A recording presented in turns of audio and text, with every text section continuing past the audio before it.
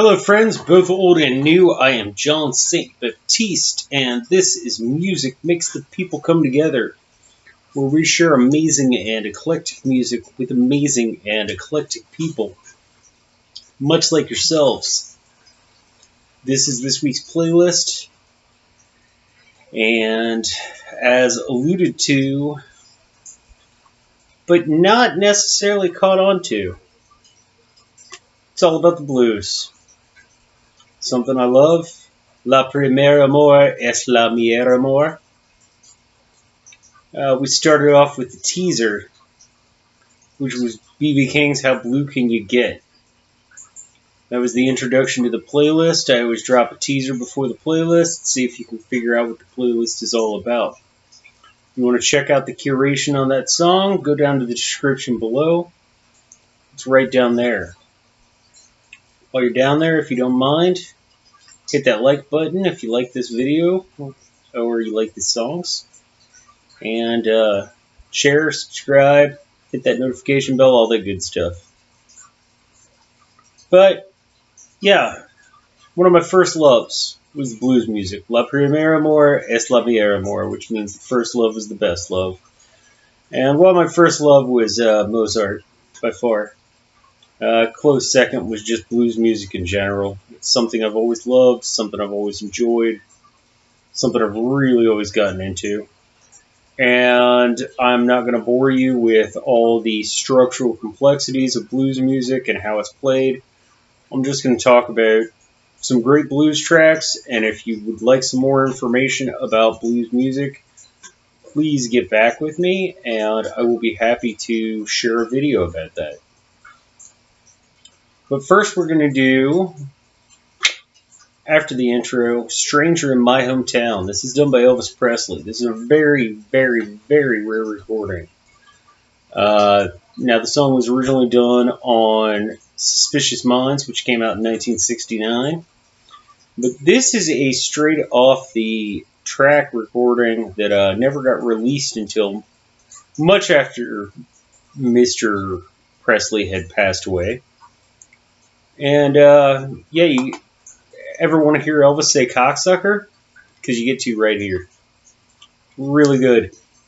That's not what makes it good. What makes it good is that it's a definitive blues track. It is awesome. It's about a person who comes back from another place, probably war, and just their lack of being able to fit back into society.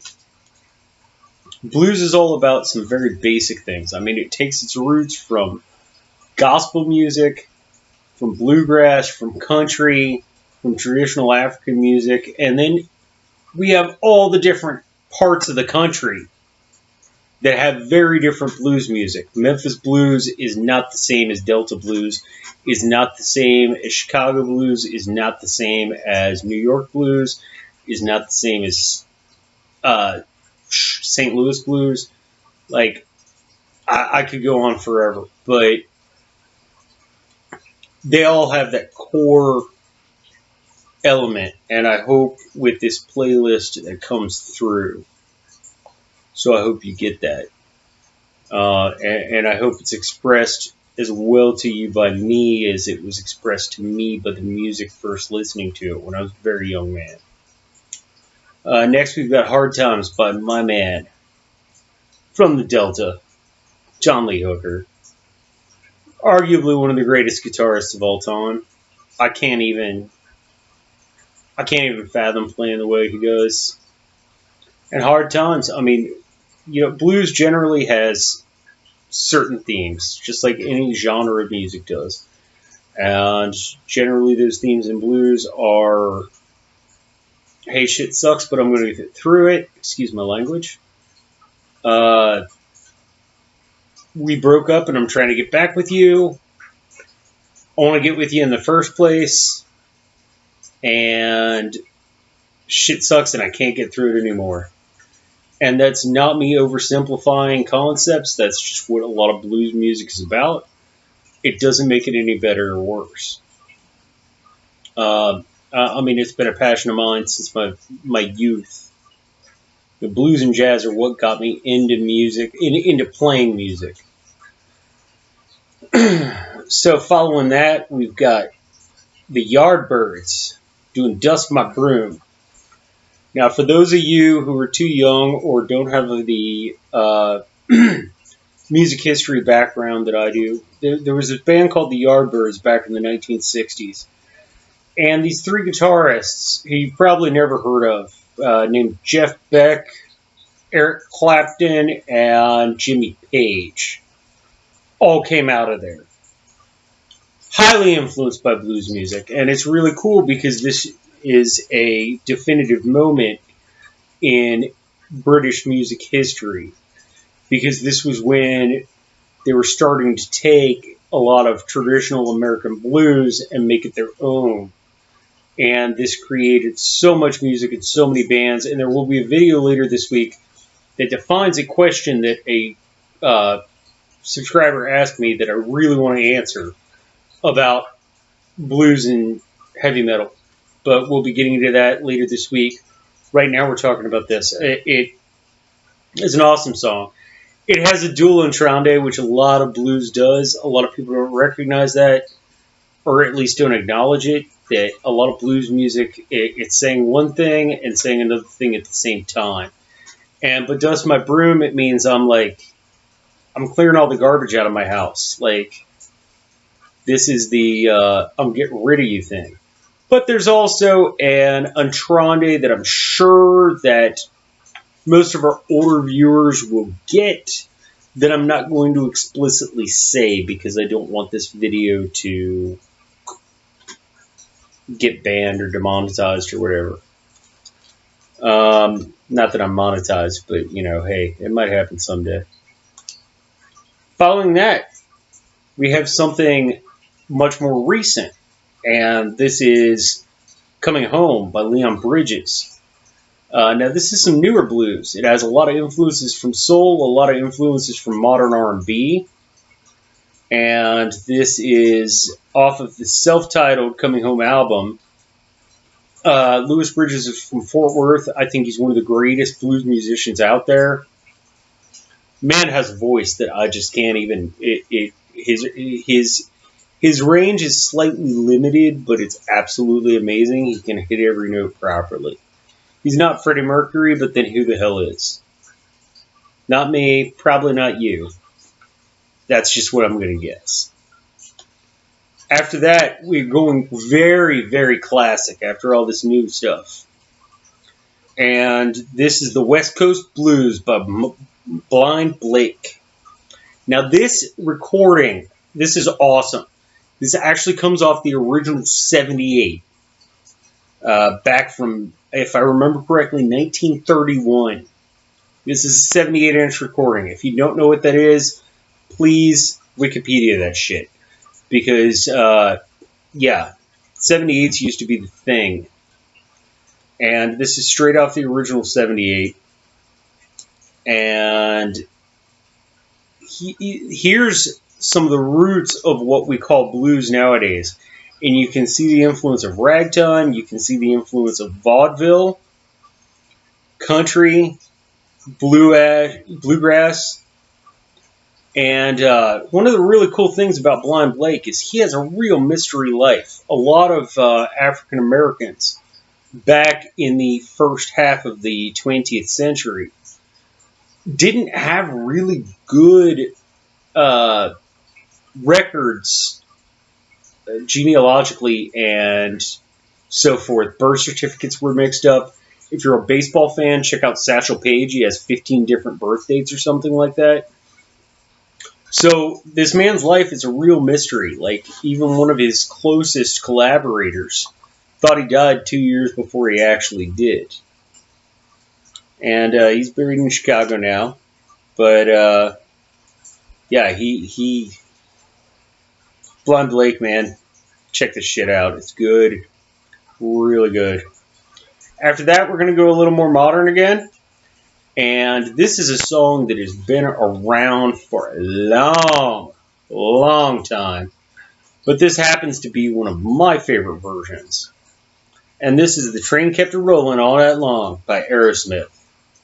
This is off of their 1974 second album, Get Your Wings. It was originally written by Tiny Bradshaw way back in the day, way back in the 1920s, I believe, if I remember correctly. And a lot of people picked it up. The Yardbirds picked it up, Zeppelin picked it up, and then Aerosmith did it. And I'd like to read a quote that I really love. As it evolved from ragtime through jazz, boogie-woogie, big band swing, small combo rhythm and blues, rockabilly, blues rock, acid rock, heavy metal, punk, thrash, psychobilly, and points beyond, Came Tractor Rollin' became increasingly wild and dissonant, as if each performer were trying to surpass the intensity of the previous one. Through all the transformations, the essence of Bradshaw's original survives. A semblance of the melody, a smattering of the lyrics, and the immortal refrain, the train kept a rolling all night long.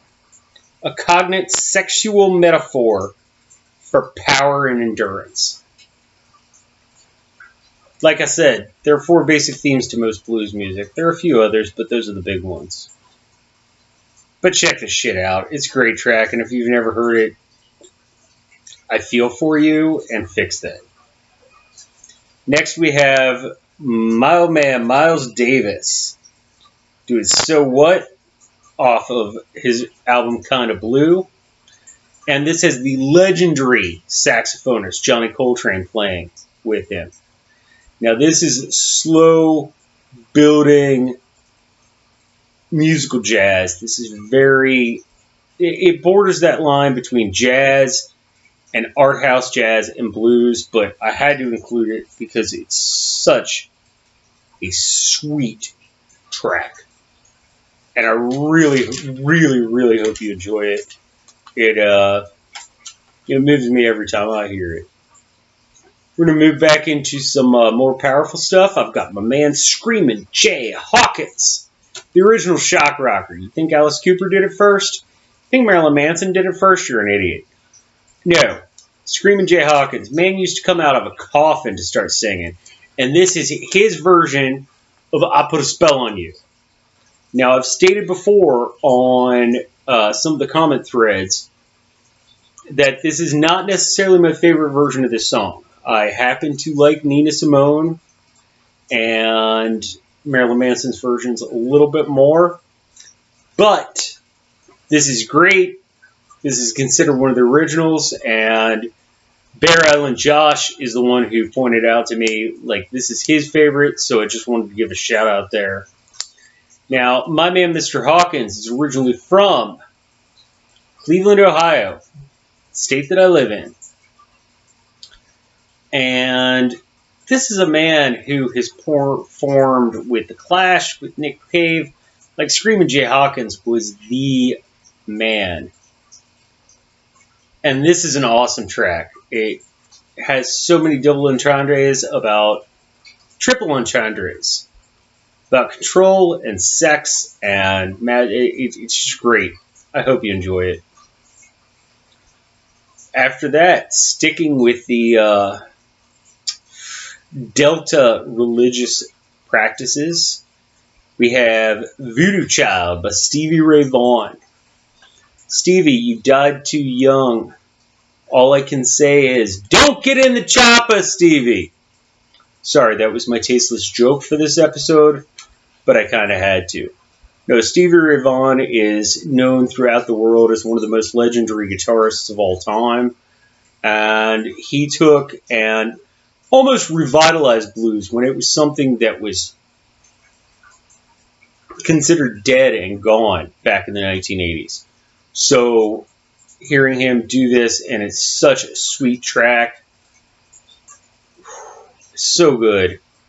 The end solo is just insane. If you ever get the chance, don't just listen to this track, listen to the whole album. Couldn't Stand the Weather. It came out in 1983, if I remember correctly. Absolutely awesome. Following that, we have George Thorogood doing a cover of Johnny Cash's Cocaine Blues. This was live back in '84 at the Capitol Theater. And just enjoy it and watch it. But let me say, maybe, possibly, Mr. Thurgood should have taken the advice of what he was singing at the time.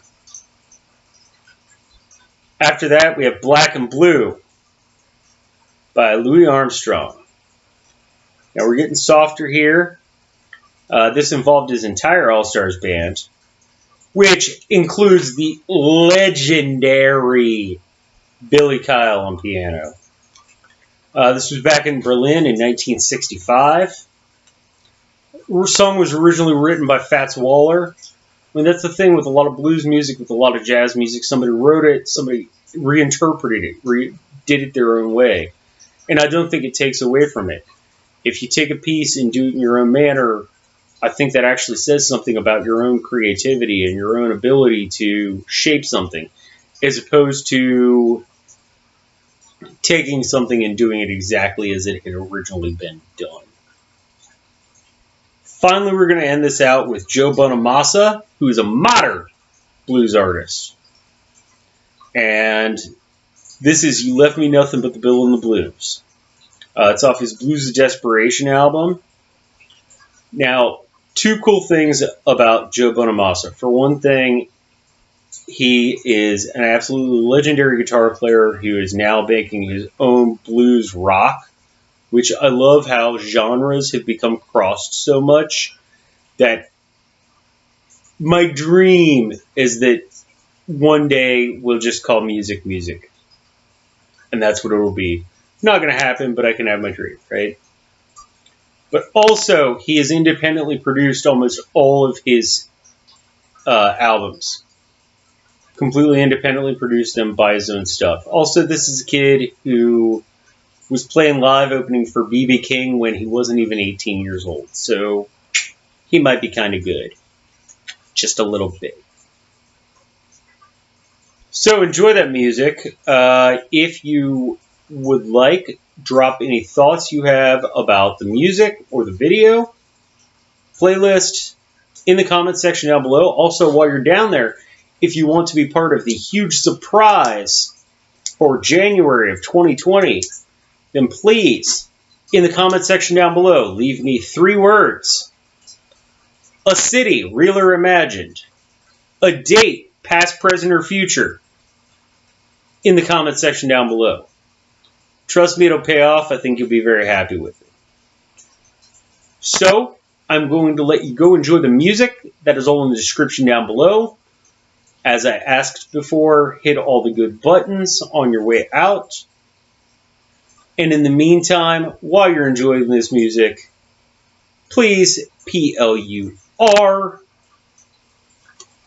be excellent to one another, and party on, my cat.